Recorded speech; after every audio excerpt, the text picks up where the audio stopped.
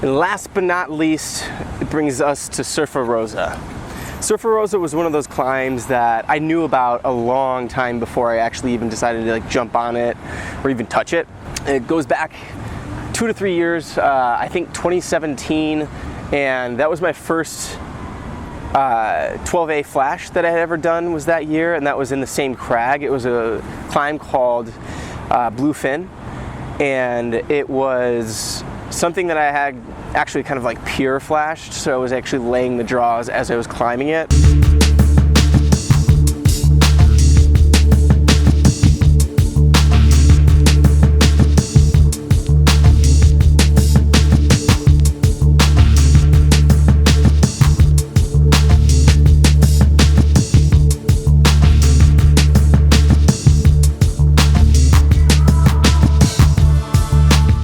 Which was kind of crazy in some of the purest form of climbing, laying the draws and sending it first try. Really, really cool. And I started to feel like climbing harder grades was possible for me because I hadn't really pushed myself yet because I didn't have a lot of times to get outside to really see what I could do. And I remember one of the guys that I was camping with was always talking about Surfa Rosa. And so I remember one time going up there and kind of watching him work it and getting psyched about it, feeling like, oh, maybe one day that would be possible. And then fast forward another year, I ended up not being able to make it to Potrero, but I had the idea of I want to start looking at Surfa, start thinking about doing it. And then another year later, finally, it was in November of last year, I had just been getting healthy enough after all these like weird injuries to think about maybe possibly doing it. And so my goal was, since I didn't have a lot of time to train for it, I only had like 2 months, I would focus on strength and power, and then just hope that climbing out there I would get the endurance just from being on the wall and doing all the climbs and whatnot. And lucky enough, it became a possibility. It started to feel possible.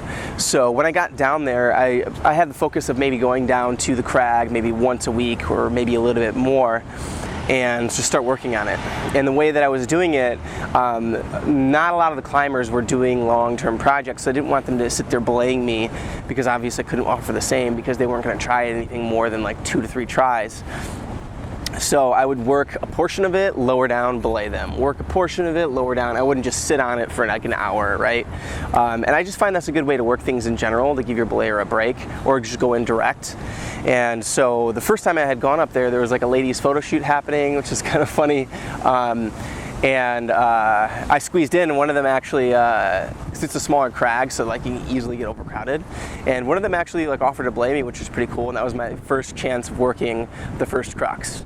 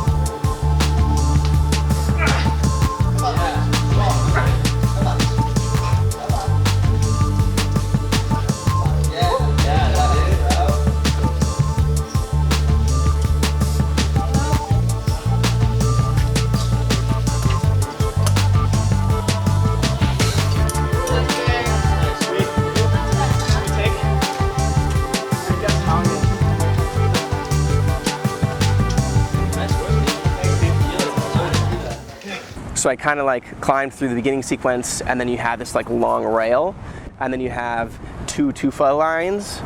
And there's one way of doing it where you go up the right tufa, and there's another way of doing it where you go up the left kind of, it has like almost an A shape, and then it like goes straight up. And I go the left tufa way, so I start on the right tufa, go out left, and come back around. And they're both about the same difficulty. The left just takes a few more moves, and the right is just like really brutal, but it's only like 2 to 3 moves that you do. And I found my way that went better for me.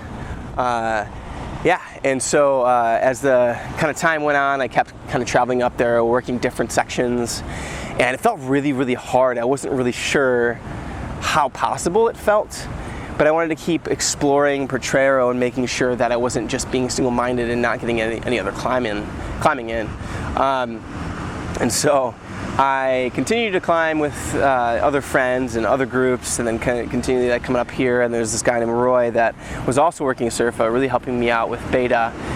As like right after the first crux, it just didn't feel like the rest was enough to then pull the next one, because it's like you do a crux, you have a really good rest. Well, not really good, because like I couldn't figure out how to get it to feel really good.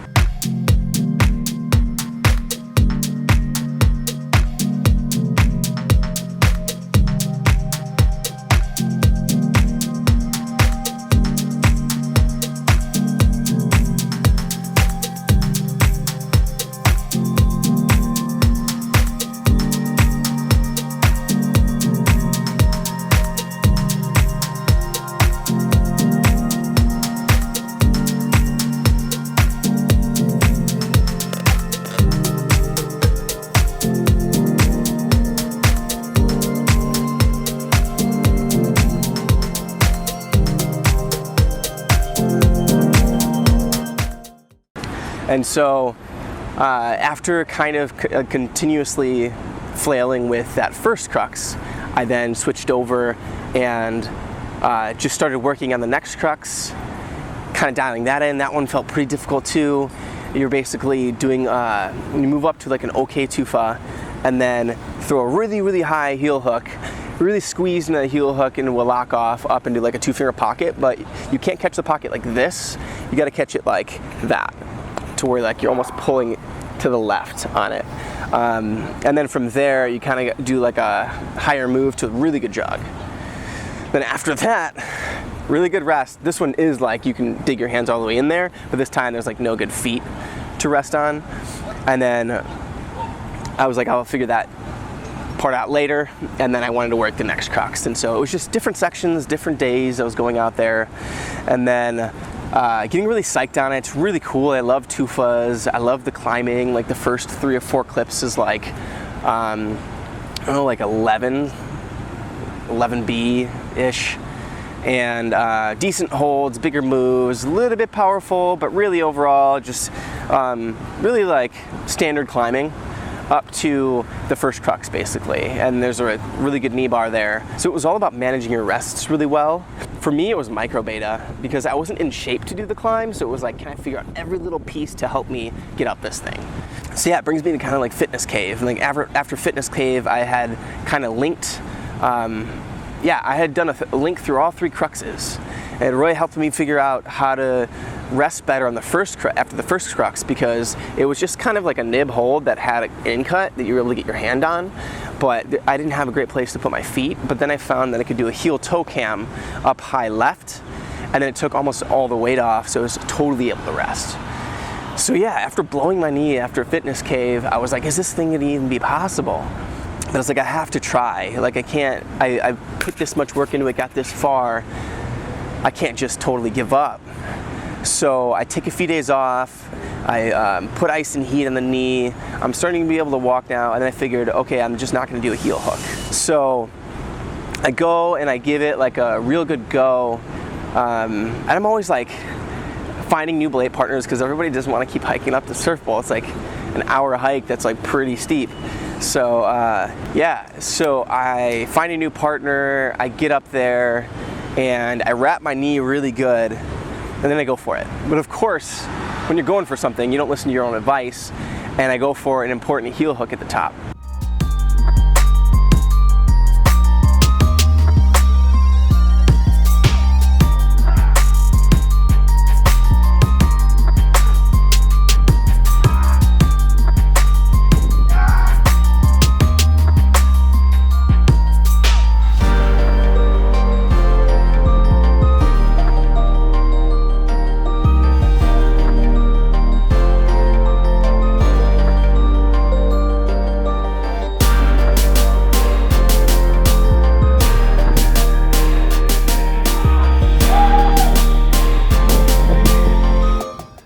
And so this is basically right after the last crux, then it's delicate movement to the top. Still pretty hard, I would say probably still like 12 movement to the top. or maybe just felt like, no, it's pretty hard after the top. It's like, I feel like it was like around 12A-ish movement when you're like really tired. What I do is like, you go up left to a tufa, then you do a high right heel, almost hand match, and then I bump up to this really bad side pull, and then I do another heel hook with my left onto that tufa, and then I bounce up once more to like a really good in cut. I ended up doing that move when I told myself I wasn't gonna do that move, and I hurt my knee even worse. And so I'm lowering off, really bummed, because I was committed. I was like, if I get it though, it won't matter, right? I'll just take a rest. That's not the way you should do it. So I ended up falling, getting pretty upset, and just thinking about like, how the heck am I gonna do it now? Because that heel hook is like so important. And then I decided to go up there, and basically like a week later, I head back up there. I'm feeling pretty decent at this point, but I know like I just can't do that heel hook. And so I just spend a session just working that link. Constantly, I found a new sequence. It took like another 3 or 4 moves. Instead of going right with the heel hook, I make like 4 more moves. I go out left to the tufa, walk my feet into the left, go up to this nib that I was using for a foot. That's only like this, the width like that, only like about that deep. So I'm only able to get like really 2.5 fingers on it. And then I walk my feet right to where my hands used to be. And then I do kind of like a drop knee-ish move to go out right. And that's when I bump to that bad side pull. And then I started to dial that in really good. I was just working that, so that it's like, I'm not even thinking about it. Because like right before this, I'm doing a really, really hard last crux. So I'm super tired, there's no clip. So if I fall during the sequence, I'm taking like a 20-footer.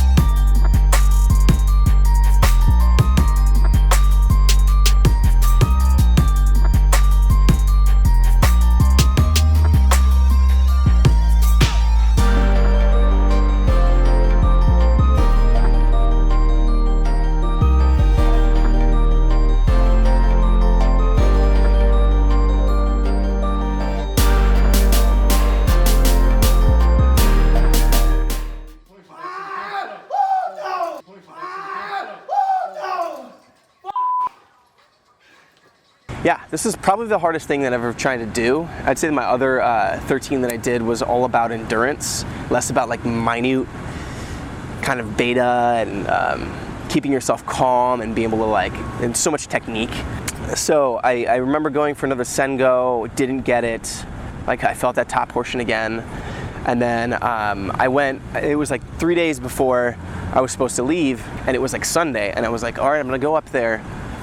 Can one of you guys go up there with me? All I gotta do is work that last sequence a little bit more so that it's like dialed in, and the last sequence up through the finish, so that I knew that I can go from after the last crux to clip the chains, that I knew I could do that. But I knew it wasn't great conditions. It was like 80 degrees, it was pretty hot. So I was like, all I gotta do is I can still work that, and then Monday I can come and try to send it. And so I go up there, and we get up there, I start working the moves, and then we get up there like right before sunset, like an hour before sunset. And then I sit down, and I let one of the other guys climb, I think bluefin or something. So yeah, as the sun set, we could still see, and it was still like bright enough, and I could feel like a slightly cool breeze blow in, and things just started to feel right. Like it felt like just good enough for the send, and I felt like everything was so fresh in my brain. And so I was like talking to Ha, I was like, maybe I should just go for it. And so I tied in, put a headlamp on, because I knew it might get dark as I'm climbing, and I just went for it.